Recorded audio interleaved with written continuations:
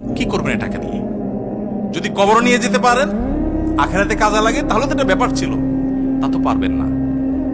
আপনি বলবেন না পারলে কি হয়েছে, ছেলে মেয়ে খাবে, ছেলে মেয়ে ভোগ করবে নিশ্চিত। বহু মানুষ সম্পদ রেখে চলে গেছে, তার ছেলে মেয়েরা ভোগ করতে পারে নাই, হাতে বুতে অন্য মানুষ খেয়ে ফেলছে, আছে না নাই? সবচেয়ে বড় হতভাগাকে জানেন?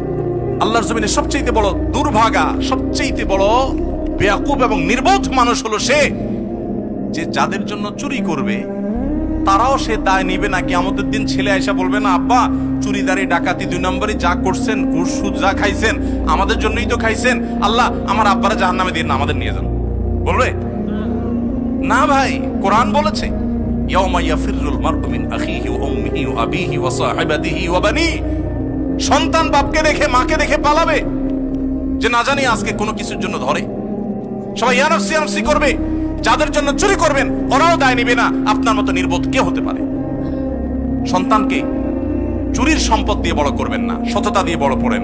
আমাদের সমাজে আজ ঘরে ঘরে সেই মা বাপ আছে যে মা বাপ চায় আমার সন্তান থাকুক আজ দুধে ভাতে, সেই মা বাপ নাই যে মা বাপ বলে আমার সন্তান থাকুক আজ ঈমান আমলে সততার সাথে। সেই মা বাপ নাই। মা বাপ নকল কিনে এনে দেয়, বাবা 2 নম্বরে করে পরীক্ষা দেয়। যেই মা বাপ সততা শিখাবে, সততার সংকল্প করাবে, সেই মা বাপ চুরি শিখাচ্ছে। এজন্য সমাজের রন্ধ্রে রন্ধ্রে, কাজে বাজে, কোনাকাঙ্ক্ষিতে সর্বত্র দেখবেন চোর আর চোর উৎপাদন হচ্ছে, দুর্নীতিবাজ উৎপাদন হচ্ছে।